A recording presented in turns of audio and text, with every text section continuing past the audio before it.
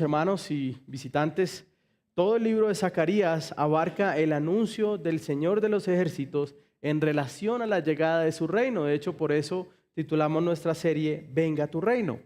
Jehová, el Señor, ha anunciado su voluntad para su pueblo y también ha anunciado su voluntad para las naciones que son enemigas. Ahora, Dios mismo es el que ha dado las visiones a Zacarías. Recordemos los primeros capítulos que eran tan extraños y parecían como tan oscuros, ¿no? Sobre estas visiones, anunciando la terminación de la reconstrucción del templo, pero también anunciando el envío de una figura enigmática pero gloriosa. Esta figura destruirá a los enemigos del pueblo al mismo tiempo que redime y salva a los suyos. Él es el renuevo de David, el rey y Mesías. Es aquel que será sacerdote, rey y profeta de su pueblo. Dios entonces ha anunciado también que su presencia gloriosa en su ciudad, Jerusalén, asegurará la victoria y el futuro de los suyos. Ahora, en esta última porción del libro, en los capítulos 12 al 14, encontramos el último oráculo o el último mensaje del profeta Zacarías. Y en los capítulos 12 al 13 nosotros vamos a ver la problemática en relación de Dios con su pueblo Israel y cómo ésta llega al final. Y luego en el capítulo 14 vamos a ver la relación con el mundo en general, es decir, con el resto de las naciones. Nuevamente, el reino o gobierno de Dios es el tema general que une todo lo que vamos a estar hablando. Ahora, la adoración, ¿cómo se muestra de manera más plena la llegada del reino de Dios? Es por medio de la adoración. Cuando esta vasta multitud de todas las naciones adoren al Señor, se mostrará la máxima expresión de que el reino de Dios definitivamente ha llegado. Pero el asunto y el gran problema es que no todos reconocerán al Señor voluntariamente. Debe haber una batalla. El mundo e Israel, siendo como es, mostrará oposición delante del Dios, del Señor de los cielos y la tierra. Y lo que vemos es que la guerra que se desatará es el preludio necesario para la adoración. Es decir, para llegar a la máxima adoración al Señor, primero tiene que haber confrontación. Ahora, todo esto lo sabemos y Él ha presentado o se ha mostrado a sí mismo como el Señor de los ejércitos. Sin embargo, ahora, antes de comenzar este segundo y último oráculo, el cual apunta a cómo se consumará la llegada de ese reino, cómo será traído el juicio y cómo los hombres seremos salvados, el Señor quiere que se recuerde quién es Él. Nuevamente el Señor quiere que se haga énfasis en el tema de quién es el que habla. Porque el que habla puede salvar, porque el que habla puede también juzgar. ¿Con qué autoridad Él anuncia sus planes para el futuro de los hombres? Y también con qué autoridad Él anuncia lo que hará en lo que Él llama aquel día. Hermanos, el mensaje clímax de la Escritura es el regreso del Salvador y el establecimiento de su reino eterno. Pero ese mensaje también incluye una mezcla entre juicio y redención. Ahora, este mensaje no es popular. Tal vez un mensaje popular sería decir tranquilos. No importa cómo viva, no importa lo que crea. Al final, todos vamos a ser rescatados. Tal vez ese mensaje sería popular y agradable.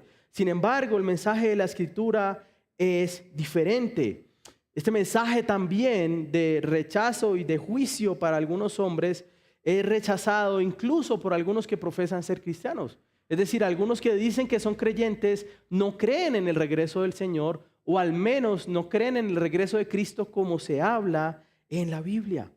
Hermano, nuestro Dios vendrá. La Biblia dice que todos lo verán.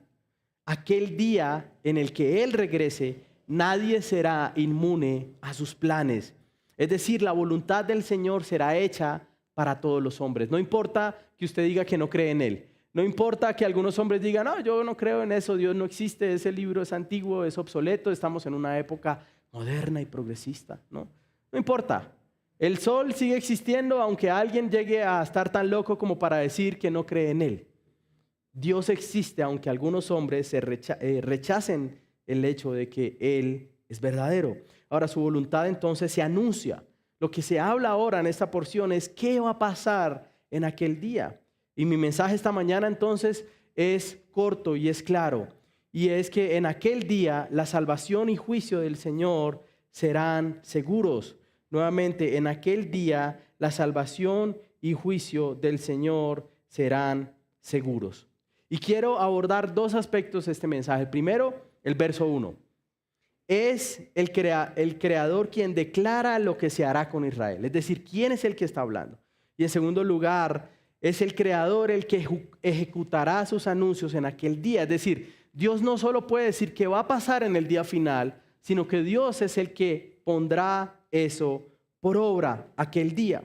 Así que versículo 1 dice: profecía, palabra del Señor acerca de Israel, el Señor que extiende los cielos, pone los cimientos de la tierra y forma el espíritu del hombre dentro de él, declara.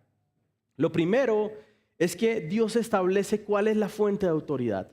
La fuente de autoridad de Dios es que Él es el creador.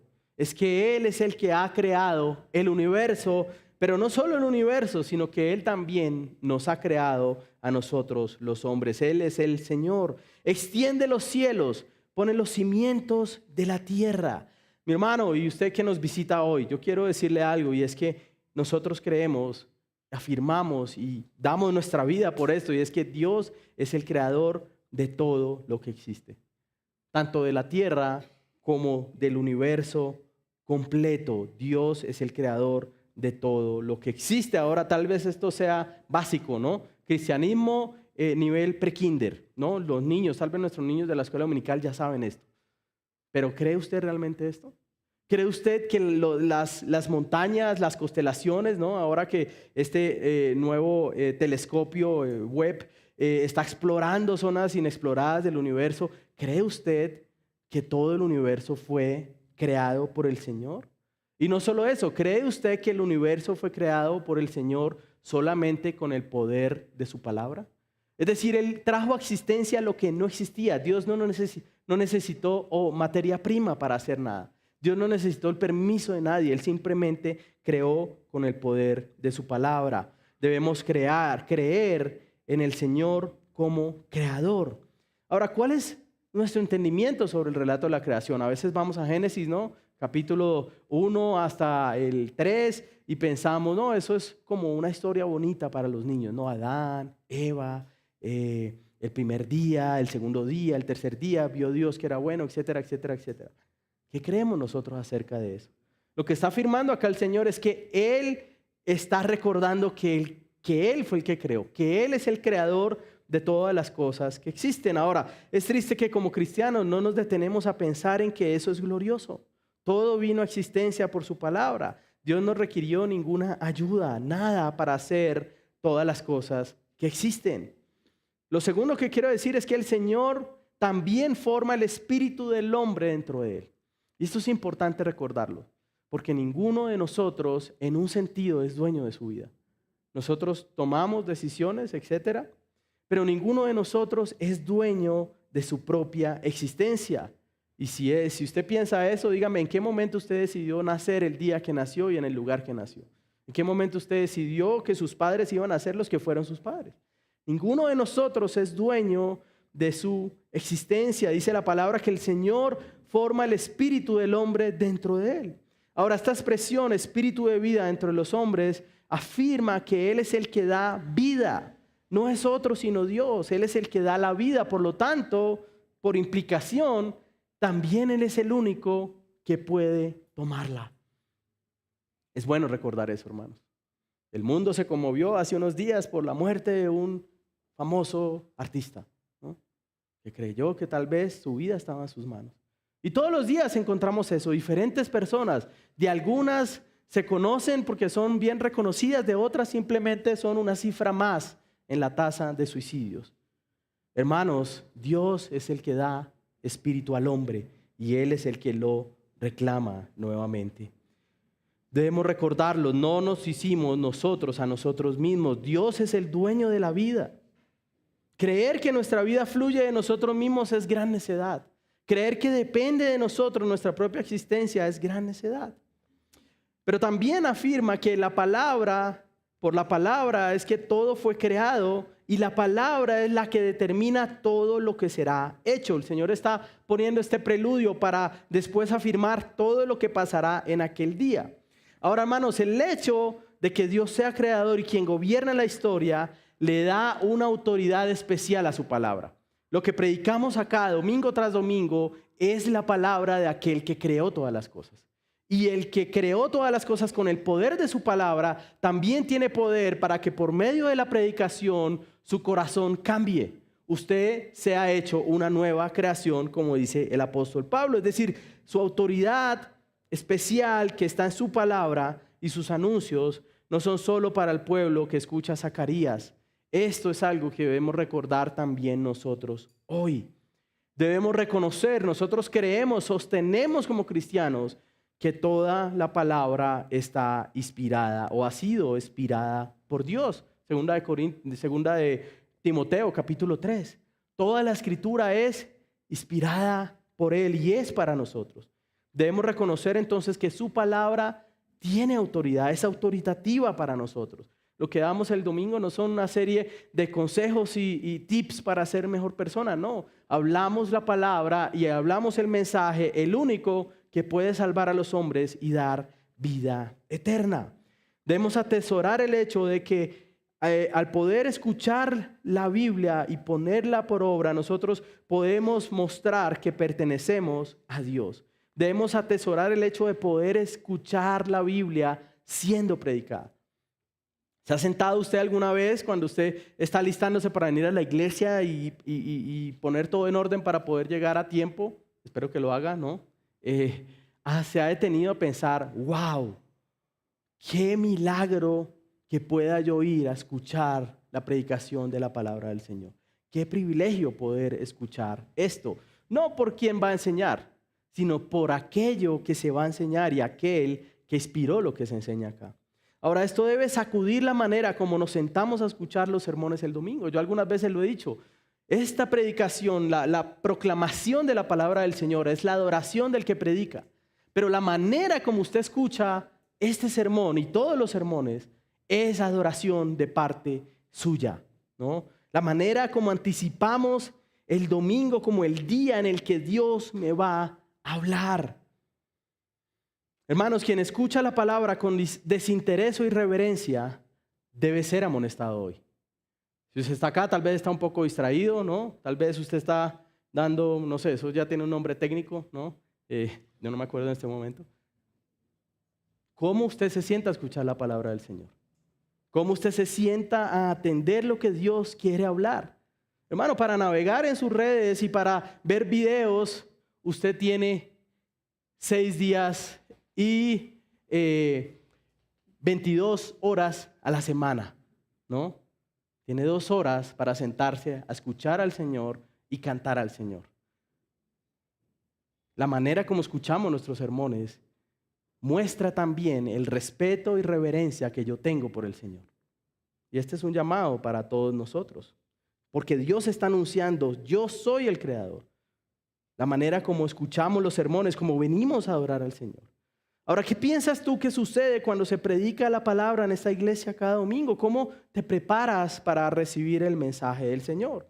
Hermano, el Señor creador, si Él es el creador, Él tiene autoridad para determinar el destino de los hombres.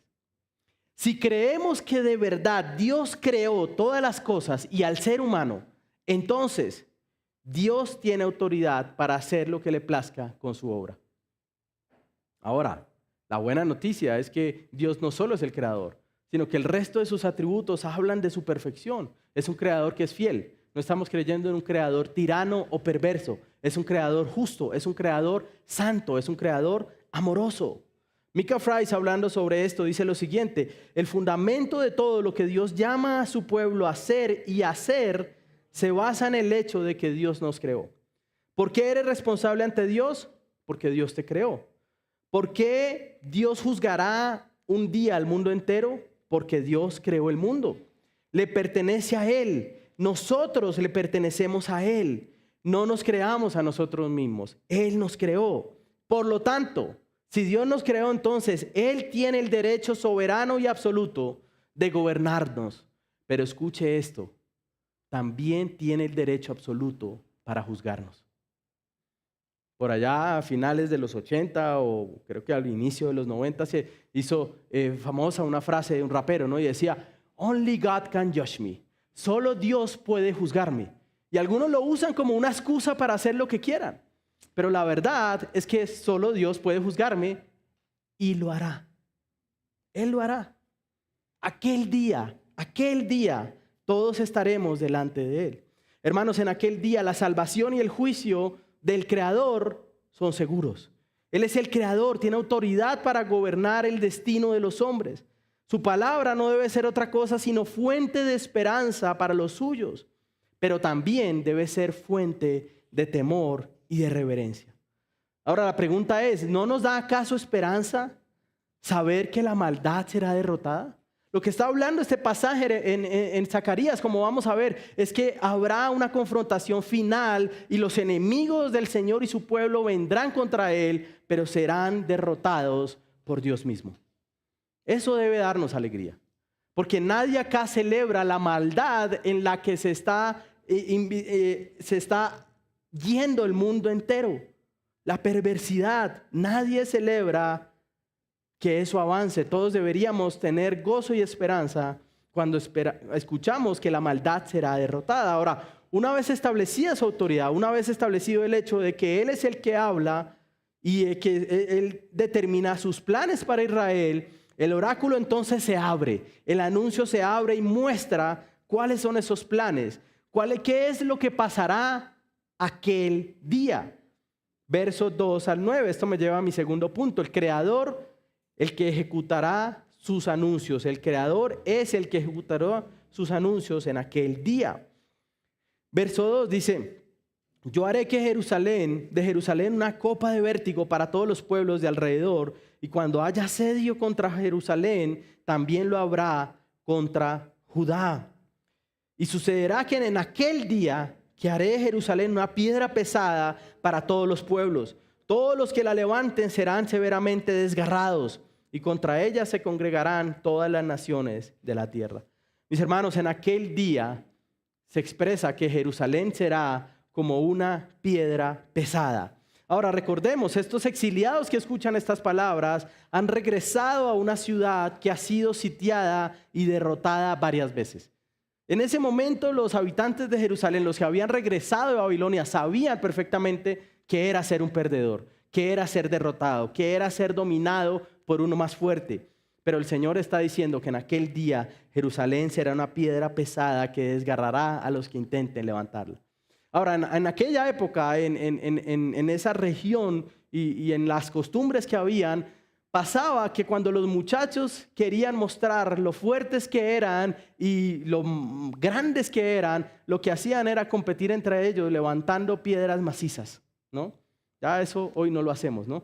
Pero los muchachos se reunían ahí en el vigor de su juventud, 20 años, 18 años, bueno, no sé si alguno lo haga, pero se reunían allí todos a ver quién era el más fuerte, quién tenía más poder entre ellos. Y uno a uno empezaban a levantar las piedras, a levantarlas y sostenerlas. Ahora Israel había sido como esa piedra levantada por los hombres que creían que eran fuertes, por Nabucodonosor, ¿no? Después por Ciro, después será levantada también por los romanos, por los griegos, ¿no? Pero lo que dice ahora es que aquel día final, todo aquel que intente someter a Israel, todo aquel que intente levantarla, será desgarrado. Esta piedra será la que desgarre a los enemigos.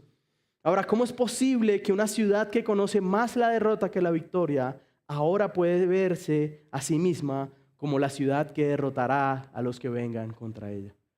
Esto es maravilloso. O sea, usted escuchando todo el tiempo, escuchó mucho sobre la historia del Señor derrotando a los egipcios, pero la historia reciente de su nación es una historia de derrota.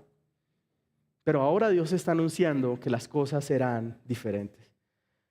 Mis hermanos, en medio de las dificultades que trae seguir y servir al Dios de la Biblia, el Señor anuncia que nuestra victoria está asegurada, como está asegurado lo que habla acá en Zacarías, debido a que Él es el Creador, pero también a que es nuestro Dios. El anuncio del Señor incluye que ser habitante de Jerusalén, o en un sentido pertenecer a la ciudad de Dios, es algo que nos hará blanco de ataque. Fíjese, dice, se congregarán todas las naciones de la tierra en contra de Jerusalén. Ahora yo quiero decirles eso. Quiero decirles esto, y es que pertenecer al pueblo del Señor nos hará ser aborrecidos por todo tipo de hombres. Usted encuentra en todo lugar personas que se oponen al evangelio. Encuentra en todo lugar personas que aborrecen a los cristianos, no importa dónde usted vaya. Y esto es una advertencia. Si usted está acá hoy por primera, segunda, tercera vez y está todavía luchando en su interior, en su corazón, por abrazar el evangelio, no, yo quiero darle algo que lo puede motivar. Si lo hace, usted será aborrecido. Lo siento, no era, va a ser popular, todos lo van a seguir, finalmente va a ser una persona reconocida, todos lo van a aborrecer. Pero entonces la pregunta es, bueno, pastor, ¿por qué querría yo pertenecer a un pueblo que será tan aborrecido? Bueno, la respuesta es, porque así como se anuncia que seremos aborrecidos por los hombres, se anuncia también que Dios será nuestro Dios. Ahora, Zacarías anuncia que Dios estará en medio de este pueblo. Hermano, la seguridad, es seguro que seremos aborrecidos, no hay duda de eso. Pero la seguridad de que seremos aborrecidos por los hombres se eclipsa por la gloriosa verdad de que Dios es nuestro Dios y que de nosotros somos su pueblo y Él está a nuestro favor, pero también está a nuestro favor como un Dios que nos ama. Es tan grande el amor de Dios y la certeza de que Él está con nosotros que eso tiene el poder de eclipsar el rechazo de los hombres. Pastor, pero usted no sabe lo que me pasa en la universidad, en el colegio, el bullying que me hacen. Yo sé. Yo me convertí en tercer semestre en la universidad y de ahí en adelante casi todos los trabajos grupales tuvo que hacerlos este pechito solo. No, porque es que con el cristiano, no, y con ese man no podemos hacer planes después de la reunión. Pero la sensación y la certeza de que nuestro Dios está con nosotros y nos ama debe eclipsar todo rechazo que pueda venir de los hombres. Ahora, eso también le da sentido y un sentido de gozo estar acá reunidos. Estamos acá reunidos aquellos que hemos sido amados por el Señor. Estamos acá reunidos aquellos que fuimos rescatados por el Señor. Hermanos, Cristo encarna el hecho de que Dios está con nosotros y que nos ama. Ahora la pregunta es, ¿atesora usted más el favor de Dios que el de los hombres? ¿Teme usted más a Dios que a los hombres? Algunos dirán, pastor, pero es que no, yo prefiero seguir teniendo amistades, yo prefiero seguir que los de la universidad, usted sabe, me estimen, ¿no? ¿Qué teme más? ¿El rechazo de los hombres o el rechazo de Dios? Verso 4, en aquel día el Señor herirá y cargará a las naciones, a los enemigos de su pueblo. Dice, en aquel día declara el Señor, heriré de espanto a todo caballo y a su jinete de locura. Pero sobre la casa de Judá abriré mis ojos, mientras hiero de ceguera a todo caballo de los pueblos. Hermanos, el Señor se presenta como el que herirá a los caballos de guerra de los enemigos. Y acá vemos que hay un contraste. Mientras los enemigos del pueblo se dice que serán cegados por el Señor, Dios abrirá sus ojos para mirar a su pueblo. Los perversos serán cegados, no podrán ubicarse, no sabrán dónde estén. Pero sobre nosotros estará la mirada atenta, cuidadosa y amorosa de nuestro buen Dios. Él abrirá sus ojos sobre su pueblo. Él nos cuidará con un cuidado tierno. Y eso me trae esperanza, hermano. Porque a la verdad es difícil, la vida cristiana es compleja. Pero cuando yo entiendo que al final no solo la victoria está asegurada, sino que viene de parte de Dios, pero no solo en la dificultad, también podemos tener esa certeza de que sobre nosotros está su mirada atenta. Tenemos la promesa y seguridad del cuidado del Señor sobre nosotros. Verso 6. En aquel día el Señor levantará líderes poderosos y fieles también en medio de su pueblo. Dice, en aquel día haré de los jefes de las familias de Judá como brasero de fuego entre leños y como antorcha ardiendo entre gavillas, y consumirán a diestra y a siniestra a todos los pueblos alrededor mientras que Jerusalén será habitada de nuevo en su lugar en Jerusalén. Hemos hablado, el pastor Daniel hablaba hace 15 días acerca del contraste entre los falsos pastores y el verdadero pastor. Entre los falsos pastores perversos que han hecho daño al pueblo y el verdadero pastor que se levantará para gobernar a los suyos. En aquel día, se dice, en el día final, al final, miren hermanos, mientras la historia de los hombres avanza y parece que se pone más oscura, mientras la maldad de los hombres cada vez atraviesa barreras más podridas y más complejas, mientras todo se pone más oscuro y putrefacto en este mundo, la luz del Señor brillará más y más. Y eso se manifestará en que Él pondrá hombres fieles para que guíen a su pueblo a esperar a su Redentor.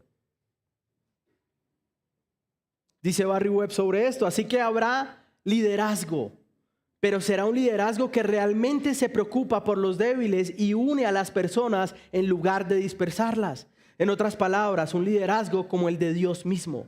Los líderes en ese día serán verdaderos subpastores de Dios, el gran líder y el verdadero pastor de su pueblo. Hermanos, así como la confrontación contra el pueblo del Señor se pondrá difícil, el Señor ha anunciado que Él levantará en medio de su pueblo hombres fieles que guíen a los suyos y que los lleven a confiar en Él. Hermanos, el Señor, quien guía la historia hacia el final de las cosas como las conocemos, para dar paso a su reino, tiene como parte de su plan que su pueblo sea liderado por hombres fieles, hombres bajo el pastorado del buen pastor. Hermanos, el Señor levantará hombres fieles y poderosos. Fíjense que la descripción que se hace de estos hombres es que son fieles y poderosos en medio de los suyos. ¿Por qué? Porque dependen del Señor y están dispuestos a librar las batallas puestas delante de Dios. Hombres, varones, ¿qué tipo de cuidado y protección damos a nuestras familias en el día malo? ¿Qué tan dispuestos estamos para considerar ser parte del liderazgo de la iglesia, por ejemplo? Cuando oramos, Señor, levanta más pastores en esta iglesia. Levanta más diáconos en esta iglesia. Si usted es varón y está en medio de nosotros, usted diría, Señor, ¿me estarás llamando a mí? Señor, ayúdame a servirte en esta manera. El Señor dice que levantará líderes valientes y esforzados en aquel día. Pero bueno, tal vez usted no llegue a tener el llamado al ministerio pastoral, porque no todos los hombres llegarán a ese llamado, no porque sea algo inalcanzable, pero todos los hombres sí llegarán a ser el tipo de hombre maduro que pudiera ser pastor. Pero si usted no tiene ese llamado pastoral, de seguro el Señor lo pondrá como guía de su familia y protector también de sus hijos. Y es interesante esto, hablar de líderes, de varones poderosos que lideren el pueblo del Señor. Es interesante porque estamos en un tiempo donde las líneas divisorias entre ser hombre y ser mujer se quieren borrar.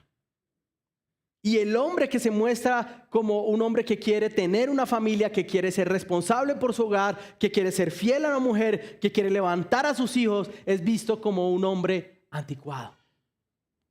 No, es mejor que el hombre sea como medio mujercita, ¿no? Es mejor que el hombre busque mejor vivir con ciertas comodidades, viajar, tomarse fotos, mirar, no tener ningún compromiso con nadie. Qué importante es reconocer y escuchar que el Señor quiere levantarnos a nosotros como hombres fieles y esforzados. Alguna vez, recuerdo hace algunos años hablaba con algún hermano y le decía, paz, pero es difícil. Había tenido hace algunos meses a su primer hijo, decía, es difícil, y llegó el trabajo y toca hacer más, y después, sí, gloria a Dios. Y para descansar tendremos la eternidad. Mientras estemos acá, seremos esforzados. Ahora, no quiere decir que no haya momentos de gozo, de deleite. ¿Qué más gozo y deleite cuando podamos ver también a nuestras generaciones amar y adorar a nuestro Dios? Hombre, nosotros somos los que tenemos que mostrar cómo lucen y cómo deben lucir aquellos que guíen al pueblo hacia ese día. Debemos esforzarnos y pedirle al Señor que nos ayude. Ahora, el poder y la valentía de esos hombres, la buena noticia es que no procederá de los hombres. Procederá de su unión con el Señor, de estar unidos a su Señor. El Señor le hablaba a Pablo, 2 Corintios, decía, bástate mi gracia, porque mi poder se perfecciona en la debilidad. No estoy diciendo que si usted se ha sentido agotado, cansado, usted es blandito, no. Lo que estoy diciendo es que si usted se ha sentido cansado, agobiado y tal vez sin fuerzas, usted necesita buscar al Señor. Usted necesita ir a la fuente de gozo, de fortaleza y de deleite para seguir adelante cumpliendo su labor. En aquel día Dios defenderá a su pueblo y fortalecerá al débil. Fíjense, verso 8, Él es el que fortalecerá a los suyos. Dice, en aquel día el Señor defenderá a los habitantes de Jerusalén y el débil entre ellos será como David. Hermanos, la figura más grande y fuerte dentro del pueblo, el referente de valor, el referente de poder entre los hombres no era nadie más sino el rey David. Y lo que dice la palabra es que el más débil entre ellos será como el rey David. Y su pueblo será tan potente y poderoso como el ángel del Señor delante de ellos. Hermano, esto no dependerá de nosotros. El débil entre ellos será como David. En aquel día, Él defenderá a los habitantes de Jerusalén. Es como extraño, porque ¿cómo así que los hombres serán tan fuertes, pero al mismo tiempo el que los defiende es el Señor? ¿Piensa eso? ¿No? ¿Por qué si promete tal fortaleza a los hombres, aún el que defiende es Dios y no ellos? Porque esa fuerza, esa potencia, esa valentía procede de Dios. Y al levantar a estos hombres esforzados, Dios está Él mismo protegiendo a los suyos. Finalmente, verso 9. En aquel día el Señor destruirá a sus enemigos. Y sucederá en aquel día que me dispondré a destruir a todas las naciones que vengan en contra de Jerusalén. Hermanos, la salvación de su pueblo y la derrota de sus enemigos está asegurada por el hecho de que el que habla, el Creador, es el que da vida a los hombres. Ahora, tal vez usted pueda decir, bueno, pastor, pero ya llevamos mucho tiempo esperando, ¿no? Jesús ascendió a los cielos hace 2000 años y nada que vuelve, nada que regresa. Yo sé, lo sabemos. El regreso del Señor es inminente y seguro, pero el hecho de que sea inminente no quiere decir que sea inmediato, es decir, no lo sabemos. El Señor puede regresar mañana, no lo sabemos, pero es seguro su regreso. Ahora, ¿por qué tarda? Cuando vemos las noticias, hermano, yo a veces ni siquiera veo noticieros, porque literalmente a veces o me dan ganas de llorar, o a veces mi cristianismo y mi compasión por los demás se ve a prueba y quiero salir y destruir a todos los perversos, olvidándome de que el primer perverso que necesita arrepentimiento y salvación soy yo, ¿no? ¿Por qué tarda entonces su promesa? 2 de Pedro capítulo 3, versículo 9. Bueno, es del 8. 2 de Pedro 3, 8 dice, pero amados, no ignoren esto, que para el Señor un día es como 1000 años y 1000 años como un día. El Señor no se mide por el tiempo. Él no está diciendo, wow, 2000 años, ya tengo que volver. Él mira el tiempo desde otro espacio diferente. Él no está sujeto al tiempo. Pero fíjese, verso 9, el Señor no se tarda en cumplir su promesa, según algunos entienden la tardanza, sino que es paciente para con ustedes, no queriendo que nadie perezca, sino que todos vengan al arrepentimiento.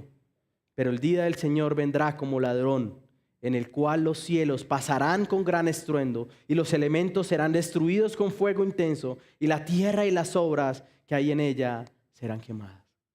¿Por qué tu tardanza, Señor?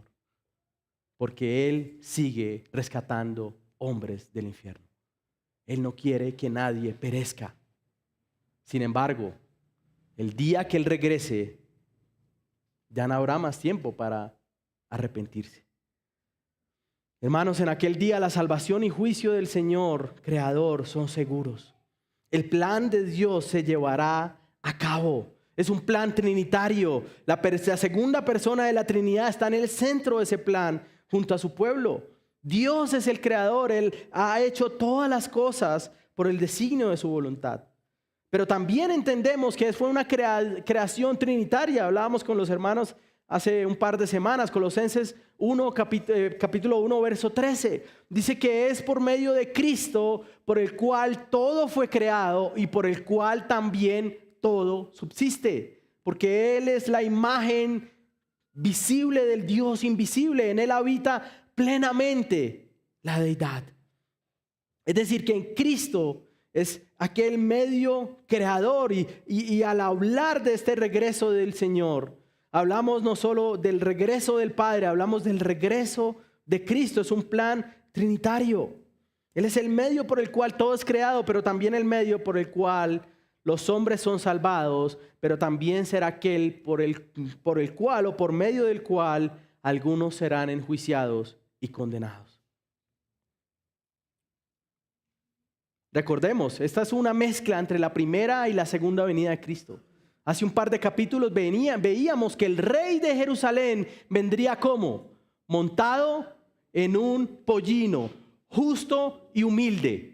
Pero ahora se está hablando de un día diferente a su primera venida. Se está hablando del regreso del Señor. Hermanos, ya no vendrá montado en un pollino. Como leyó el pastor Daniel al inicio de este culto, vendrá montado en un caballo blanco para destruir a todos sus enemigos. Y esa es una buena noticia para nosotros. Pero es una noticia que también nos llena de asombro. Porque todos amamos personas que en parte aún son enemigos del Señor. Apocalipsis 19, verso 11 dice: vi el cielo abierto y apareció un caballo blanco. Juan está narrando también lo que aparecerá en aquel día. Y apareció un caballo blanco, el que lo montaba se llamaba Fiel y Verdadero. Es el mismo que vino en el pollino. Con justicia juzga y hace la guerra. Sus ojos son una llama de fuego, sobre su cabeza hay muchas diademas, tiene un nombre escrito que nadie conoce sino Él. Está vestido de un manto empapado en sangre y su nombre es el Verbo de Dios. Los ejércitos que están en los cielos, vestidos de lino fino, blanco y limpio, lo seguirán sobre caballos blancos. De su boca sale una espada afilada para herir con ella las naciones y la regirá con vara de hierro. Él mismo pisa el lagar del vino del furor de la ira de Dios Todopoderoso. En su manto y en su muslo tiene un nombre escrito: Rey de Reyes y Señor de Señores. Hermanos, a veces quisiéramos que cuando hablamos del regreso de Cristo, habláramos de un día simplemente cosas como un cuento de hadas, ¿no? ¡Wow! Y todos los perversos, al fin ya serán hombres buenos. No. Lo que dice la Escritura es que el Rey, el Creador, volverá a salvar a los suyos, pero también a destruir a sus enemigos. La guerra es un preludio para la gran adoración. Apocalipsis 21 dice: entonces vi un cielo nuevo después de esta guerra, después de destruir a sus enemigos. Dice: vi un cielo nuevo y una tierra nueva, porque el primer cielo y la primera tierra pasaron. El mar ya no existe. Vi la ciudad santa, la nueva Jerusalén, ante la cual todos se amontonaron para enfrentarla. Dice que descendía del cielo de Dios, preparada como una novia ataviada para su esposo. Entonces oí una gran voz que decía desde el trono: el tabernáculo de Dios está entre los hombres, y Él habitará entre ellos, y serán su pueblo, y Dios mismo estará entre ellos. Él le enjugará toda lágrima de los ojos, y ya no habrá muerte, ni habrá más duelo, ni clamor, ni dolor, porque las primeras cosas han pasado. El que está sentado en el trono dijo: yo hago nuevas todas las cosas, y añadió: escribe, porque estas palabras son fieles y verdaderas. ¿Por qué? Porque el que las dice es el creador de todas las cosas. También me dijo: hecho está. Yo soy el alfa y la omega, el principio y el fin. Al que tiene sed yo le daré gratuitamente de la fuente del agua de la vida. El vencedor heredará estas cosas y yo seré su Dios y él será mi hijo. El vencedor heredará todas estas cosas. Hermanos, estamos viviendo nuestras vidas como aquel que quiere llegar ese día como vencedor. Estamos esforzándonos y buscando a nuestro Señor como aquel que anhela que Él regrese. Hermanos, Cristo es quien salva a los hombres, pero también aquel a quien se le ha dado todo juicio. En su primera venida ha venido como ese rey justo, pero aquí en su regreso como un guerrero para ejecutar juicio a sus enemigos. No podemos equivocarnos, hermanos. El Señor vendrá. Él lo anunció. La salvación de su pueblo y el juicio de sus enemigos es seguro. Esto debe traer gozo a nuestro corazón y esperanza, pero también gran temor y asombro. Aquellos que lo aborrezcan perecerán y Dios será justo cuando lo haga. Nadie va a poder decir, Dios, ¿por qué me estás condenando? Nadie. Él es justo. Cuando usted un carro lo cierra y usted quiere destruir a ese otro carro y todo lo que está dentro de ese carro, usted lo hace como un hombre que es pecador. Pero cuando Dios destruya a sus enemigos, lo hará como un Dios que es santo y justo. Hace 8 años, el país se escandalizó por el asesinato de Juliana Zamboní, ¿no? A manos de Rafael Uribe Noguera. Esta semana nos escandalizamos de nuevo por el secuestro y asesinato de Sofía Delgado en manos de aquel hombre llamado Brian Schneider. Y creo que muchos de nosotros sentimos en nuestros corazones ira por la perversión de este tipo de hombres, a pesar de que nosotros también somos pecadores. ¿Ha pensado usted cómo ve Dios este tipo de cosas perversas que hacen los hombres? Dios está irado contra el pecado, pero sobre todo contra el pecado más aborrecible. Yo no sé si usted ha pensado esto, pero el pecado más aborrecible que existe no es un pecado similar al que cometió ese hombre, que es perverso, digno de condenación y si no se arrepiente, arderá en el infierno. El pecado más aborrecible y grotesco delante de Dios es rechazar a su Hijo.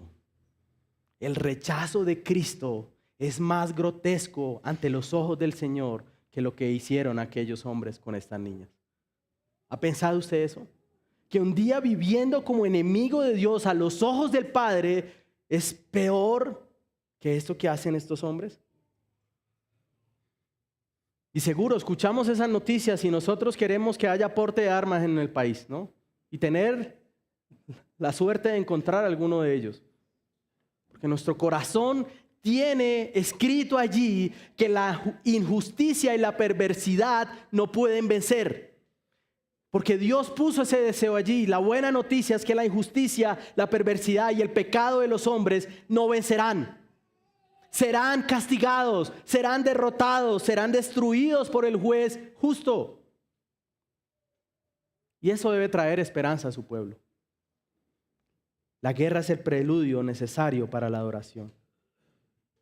Ahora, no es una guerra que nosotros libremos como los hombres. Nuestra guerra no es contra carne y sangre. Pero llegará un día cuando el Señor regrese y destruirá a sus enemigos. Hermanos, debemos ser llevados a anhelar el regreso de Cristo, la llegada de su reino. Pero también debemos ser llevados a anunciar su nombre y llamar a los hombres al arrepentimiento. Este mensaje no es solamente para que, no es para que usted se sienta bien y diga, bueno, pero en aquel día yo seré salvado. Sí, gloria a Dios. Pero no es para que usted se ensorbezca y usted diga, bueno, ya, yo estoy listo, ya, Señor, vuelve mañana, vuelve pronto, yo estoy contigo. Si usted piensa eso, usted tiene cierta perversión en su corazón. Usted debería pensar, wow, ¿qué hago entonces? ¿Cómo debo vivir mi vida para que aquellos que no lo conocen no perezcan? No caigan bajo ese juicio justo. Debemos anhelar el regreso del Señor, pero también debemos anhelar anunciar que Él viene. Debemos anunciar que Él viene. Hermanos, en aquel día la salvación y el juicio del Señor Creador son seguros. Y antes de dar algunas aplicaciones adicionales, recuerdo una historia que escuché y que leí también, acerca de un muchacho. Estaba en un barrio peligroso. Y el señor que estaba mirándolo, él estaba allí en la parada de bus, eran las 6 de la tarde. Y el señor que estaba allí en la tienda lo ve llegar y dice, wow, este muchacho llegó tarde a agarrar el bus. Y este lugar es peligroso. Y le dice, va y lo llama y le dice, mira, el bus siempre pasa a las 5:30. Ya no vas a alcanzar. Corre, hay otra estación cerca, corre y de pronto alcanza. No, señor, muchas gracias. El bus aún no ha pasado. El señor se va otra vez a su tienda un poco airado, molesto. La gente como es, y uno les advierte y les dice. Vuelve media hora más adelante y le dice, mira muchacho, este lugar es peligroso. Te puede pasar algo. Y el bus ya pasó hace una hora. Corre, hay otra estación a 16 bloques y el bus da varias vueltas. Tal vez logres llegar. No, señor, muchas gracias. Todavía el bus no ha pasado. Una y otra vez hasta que ya se empieza a hacer de noche y le dice, mire joven, ¿sabe qué? Esta es la última vez que le digo. Y en medio de esa conversación llega el bus, se abre la puerta y el muchacho se dispone a subir y le dice, ¿pero usted por qué sabía? Y el muchacho dice, es que mi papá es el que conduce el bus. Mis hermanos, nosotros no solo atendemos las palabras de nuestro Padre, sino que debemos estar allí como este muchacho, firme en su convicción de que Él vendrá.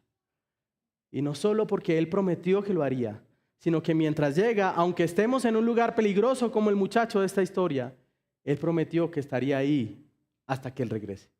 Así que caminamos y estamos en este peregrinaje con la esperanza y la seguridad de que Él viene y que aunque tarde, también sabemos que Él nos acompaña. Su Espíritu dentro de nosotros nos da este tipo de seguridad y de certeza. Mis hermanos, algunas aplicaciones. Si usted está acá y tal vez está luchando en su corazón porque este pastor dice eso, porque este pastor afirma eso, que yo seré condenado por rechazar a Cristo si yo al final soy un poco bueno, ¿no? Yo de vez en cuando es que por ahí cometo algún error, algún pecado. Tal vez usted está luchando con eso. Yo luché con eso hace 22 años. Cuando alguien predicó el evangelio, yo dije, esa persona no puede tener razón, no puede estar en lo cierto, porque yo no soy tan malo como él dice que soy. Un par de años después me di cuenta que él tenía razón y corrí desesperadamente a mi Salvador. Pero si usted está acá teniendo esa lucha, esa batalla en su corazón y en su mente, yo quiero decirle que el Dios trinitario, creador de todas las cosas, lo está esperando. Él demanda que usted viva para Él, que usted venga a abrazarlo como su Señor y que reconozca que usted no se hizo a usted mismo. Pero también quiero decirle que el destino de los enemigos del Señor y su pueblo es la condenación. Pero que por su misericordia y su gracia usted escuchó este mensaje hoy. Porque Dios no quiere que usted perezca. Ahora, la condenación es terrible. Pero no solo por el efecto y por el castigo. Realmente eso no es lo más terrible de la condenación. Lo más terrible de la condenación es estar una eternidad separado de la fuente de amor verdadero y de gracia que es el Señor. Eso es lo más terrible del infierno, la ausencia de Cristo como Salvador y la presencia de Dios como juez. Porque Dios no está ausente en ningún lugar que existe. Y unas personas creen, ¿no? Y esta imagen falsa y fantasiosa del diablo, ¿no? Y Satanás, allí en el infierno con el tenedor, ¿no? Hermano, Satanás en el infierno estará siendo castigado al igual que todos los que lo siguieron en vida. Él no es el rey allá. El que condenará a los hombres y será su juez y verdugo en aquel lugar será Dios.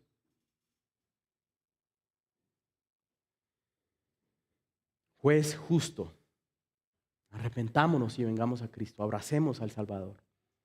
Para la iglesia, hermanos, debemos considerar y ser conscientes de quién es el Dios creador que nos ha salvado y tener temor a su nombre y reverencia a todos sus asuntos. No podemos ver las cosas de su palabra como un juego, como algo de poca importancia. No podemos ver las cosas de la iglesia como algo que no vale, que no importa. Algunas personas hoy tristemente ven pertenecer a una iglesia o estar en la comunión de los santos como algo de poco valor.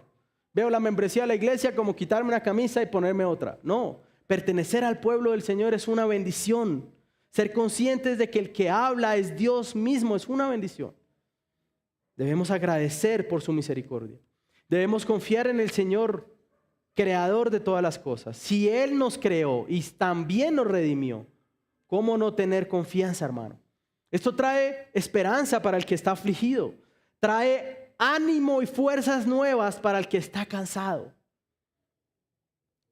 No se nos ha prometido que no estaremos en aflicción, ni se nos ha prometido que no nos cansaremos. Lo que se nos ha prometido es que el Señor puede renovar nuestras fuerzas y que el Señor nos ayudará hasta que nosotros lleguemos al final con Él. Finalmente, el Señor usará a su pueblo para enjuiciar a las naciones. ¿Cómo lo hace hoy?